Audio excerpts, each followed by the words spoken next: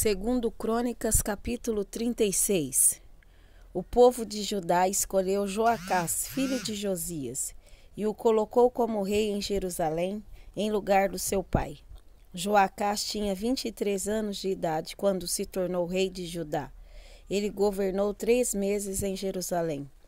Joacás foi tirado do trono pelo rei Neco, do Egito, o qual também obrigou o povo de Judá a pagar 3.400 quilos de prata e 34 quilos de ouro. Neco pôs Eliaquim, irmão de Joacás, como rei de Judá e de Jerusalém, e mudou o nome dele para Jeoaquim. Joacás foi levado por Neco para o Egito. Jeoaquim tinha 25 anos de idade quando se tornou rei de Judá e governou durante 11 anos em Jerusalém. Ele fez aquilo que não agrada ao Senhor seu Deus. Nabucodonosor, rei da Babilônia, invadiu o país, prendeu Jeoaquim e o mandou preso com correntes para a Babilônia. Nabucodonosor levou também alguns objetos do templo para a Babilônia e os colocou no seu palácio. O resto da história de Jeoaquim e as coisas nojentas que fez e as acusações que foram feitas contra ele, tudo isso está escrito na história dos reis de Israel e de Judá. E o seu filho Joaquim ficou no lugar dele como rei. Joaquim tinha 18 anos de idade quando se tornou rei de Judá. Ele governou 3 meses e 10 dias em Jerusalém. Joaquim fez coisas erradas que não agradam a Deus o Senhor. Na primavera daquele ano, o rei Nabucodonosor mandou prendê-lo e levá-lo como prisioneiro para a Babilônia, levando também os objetos mais valiosos que havia no templo. E Nabucodonosor colocou Zedequias, tio de Joaquim, como rei de Judá e de Jerusalém. Zedequias tinha 21 anos de idade quando se tornou rei de Judá. Ele governou 11 anos em Jerusalém. Zedequias fez coisas erradas que não agradam a Deus o Senhor e também não se humilhou diante do profeta Jeremias, que anunciava a mensagem do Senhor. Zedequias se revoltou contra o rei Nabucodonosor, que o havia obrigado a jurar pelo nome de Deus que seria seu aliado. Foi teimoso e não quis se arrepender e voltar para o Senhor, o Deus de Israel.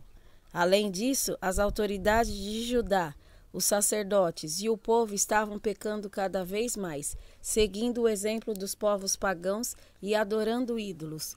Com isso, profanaram o templo que o Senhor havia escolhido como lugar santo onde ele devia ser adorado. O Senhor, o Deus dos seus antepassados, continuou a avisá-los por meio dos seus profetas, porque tinha pena do seu povo e do templo, a sua casa. Mas eles riram desses mensageiros de Deus, rejeitaram as suas mensagens e zombaram deles. Finalmente, Deus ficou tão irado com o seu povo que não houve mais remédio. Então Deus fez com que o rei da Babilônia marchasse com o seu exército contra eles. Ele matou os moços a espadas, até mesmo no templo, e não teve dó de ninguém, nem dos moços, nem das moças, nem dos adultos, nem dos velhinhos. Deus entregou todos nas mãos do rei da Babilônia. Este pegou todos os objetos do templo, os grandes e os pequenos, todos os tesouros do templo, do rei e das altas autoridades, e levou tudo para a Babilônia. Os soldados queimaram o templo, derrubaram as muralhas de Jerusalém, queimaram todos os palácios e destruíram todos os objetos de valor. Os moradores de Jerusalém que não foram mortos foram levados como prisioneiros para a Babilônia, onde se tornaram escravos do rei e dos seus descendentes, até que o reino da Pérsia começou a dominar. Assim se cumpriu o que o Senhor Deus tinha dito pelo profeta Jeremias. O país ficará em ruína 70 anos, e durante todo esse tempo a terra vai guardar os seus sábados e descansar. No primeiro ano do reinado de Ciro, rei da Pérsia, cumpriu-se o que o Senhor Deus tinha dito pelo profeta Jeremias. O Senhor tocou no coração de Ciro, e este ordenou que fosse comunicado em todo o seu reino, por escrito, e também por meio de leitura em público, este decreto.